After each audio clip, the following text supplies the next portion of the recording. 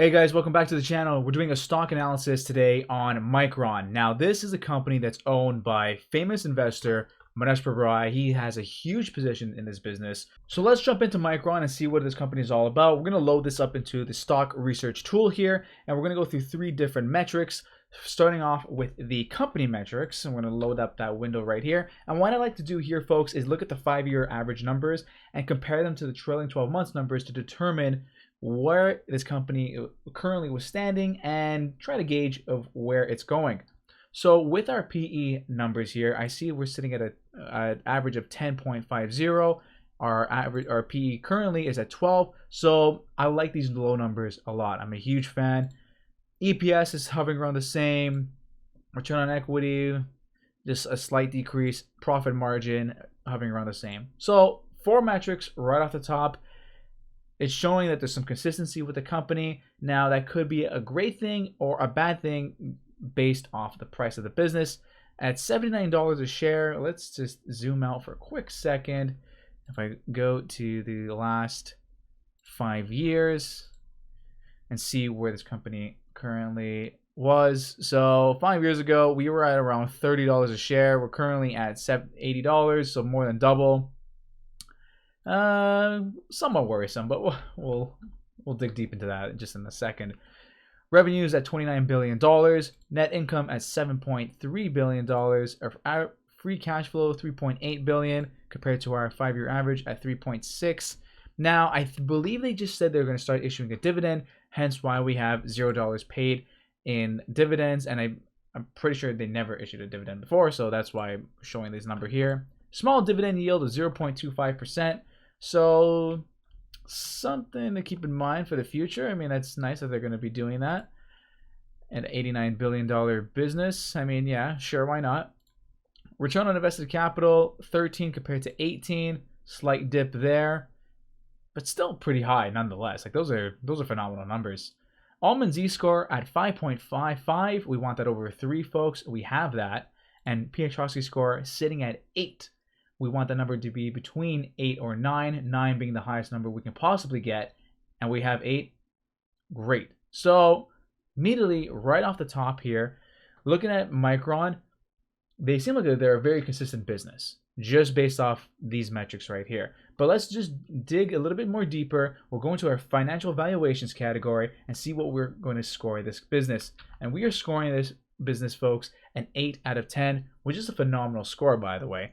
We're only losing points in 2 categories: share dilution and 5-year free cash flow growth, which is a massive drop, being at negative 28%.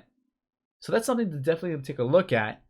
Share dilution is not the worst thing. At 0.90% increase, they're slightly diluting you over the last 5 years. We want this number to be staying the same, or ideally buying back shares. That way you, the shareholder, have more ownership of the business. So we're not getting points there. And this 5-year free cash flow, I just want to just dig deep into that for a quick second and just see what the story is. And yeah, okay, this makes sense. So going back here, my big head is blocking the way. However, trailing back to 2017 here, we can see as we progress forward to 2021 numbers, it's been bouncing up and down, folks. And we're currently sitting a little bit lower than what our 2017 numbers were. So that's why that number is, or that's why that metric is the way it is, as it being a 0 and not a 1. We are slightly lower than our 5-year number. So something to keep in the back of your mind there, folks. We want to see consistency in free cash flow growth. When numbers bounce up and down, some negative numbers here, I really question of where they're spending this money and why are the numbers drastically changing. The negative 28% decrease over the last 5 years is somewhat concerning to me, and it just makes me question of where they're allocating their capital.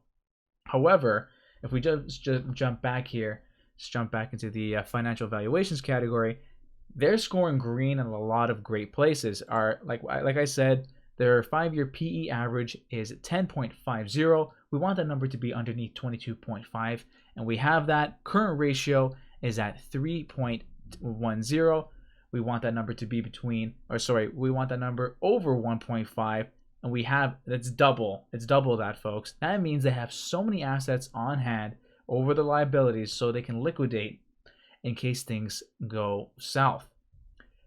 Now, the one thing I do have to say though is a number this high makes me question of how they're actually allocating those assets, because I feel like if you just have all these assets on hand and you're not utilizing them properly, like it doesn't make sense. So that's something to dig into. So the current ratio and the free cash flow, I would mark those as points where, okay, this is something I have to dig deeper in to get the full story. Return on equity average, we're sitting at 21.78. We want that over 15%, and we have that, which looks phenomenal. Huge EPS growth. Debt to equity at 16.22. We want that underneath 50%, folks, and that means that this company is building the business, or they're growing the business through equity and not taking on debt. Phenomenal numbers. We have an increase in net income, an increase in revenue growth, and a very, very healthy return on invested capital, sitting at 18.66%. We want that number to be 10% or higher. So Micron is doing a phenomenal job getting an investment or getting a healthy return on their investments over the last 5 years. So I gotta say, like, right off the bat, I'm very impressed with this business. Just the one thing that's in the back of my mind constantly is this free cash flow going up and down, because I believe it's a huge, it might be a huge burden or a huge hindrance to this business. But Mohnish Pabrai seems to love this business a lot, so he's willing to accept these numbers, and he's got way more at stake than I could ever imagine. So, or at least bring forward at this current moment. So that, you know what, if he likes it, I guess I somewhat have to like it too, but I have to disagree with him on that for the certain extent. So yeah, those are my thoughts on Micron from a financial perspective. I believe it's a fairly healthy business.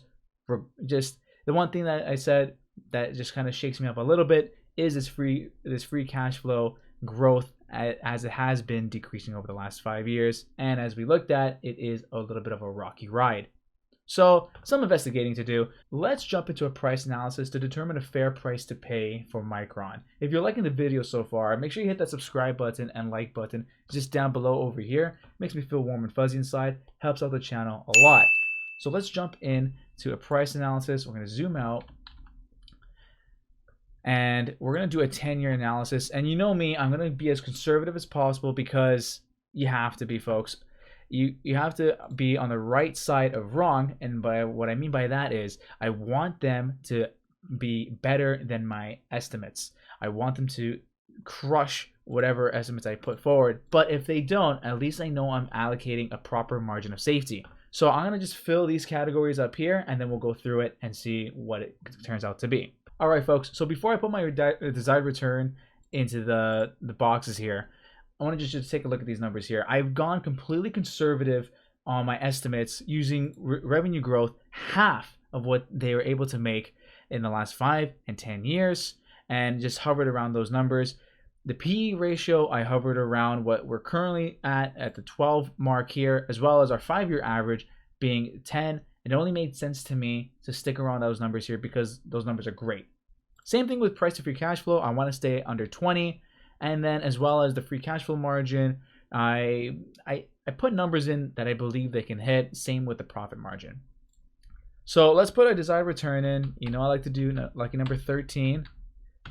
And okay, check it out, guys. Check it out. Our average calculation is showing at 81.23. Current price is at 79.86. On the high side, we have $111. On the moderate side, we're at $80, and conservative side, we're at $52. So right now, we're almost at fair value with this business, which is very impressive. So, and these are very, very low numbers, folks. Remember, they could possibly crush this number and do 22%, 20% revenue growth, you know, over the next, let's say, year or so. But I'm doing over 10 years, so I want to make sure that those numbers are super low. So it's easy to see why Mohnish Pabrai is involved with this business. Now, granted, he probably used potentially higher or more lenient numbers than I did. However, based off these metrics here, this is something to definitely put on a watch list, I think. So my final thoughts on Micron are this. We're sitting at an $81 average for a fair price to pay for this business. Now, on the conservative side, we did hit $52, and our moderate average was $80. For me, if this company goes below $70 a share, that's something to probably pick up, just because of the fact that now you're implementing a higher margin of safety, and as the price decreases with the fundamentals that this business has, it looks really good.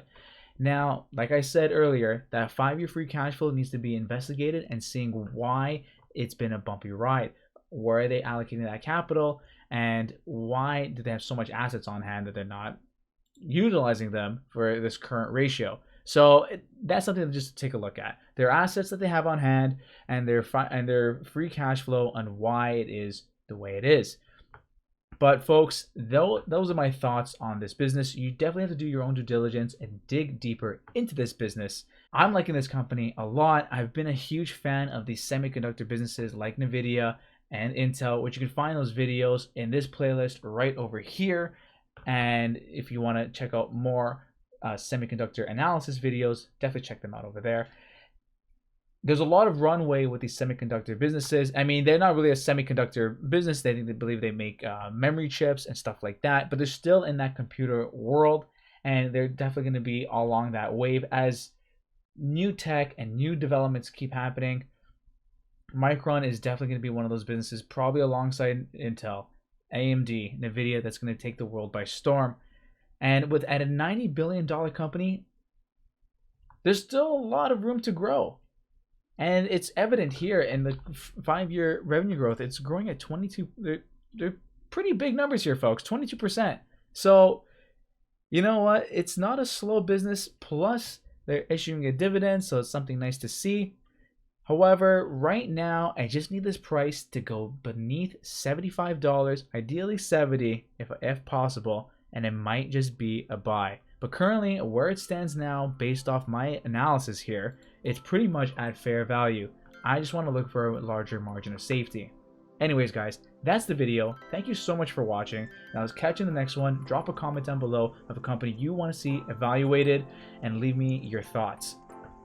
Take it easy. I'll see you in the next one.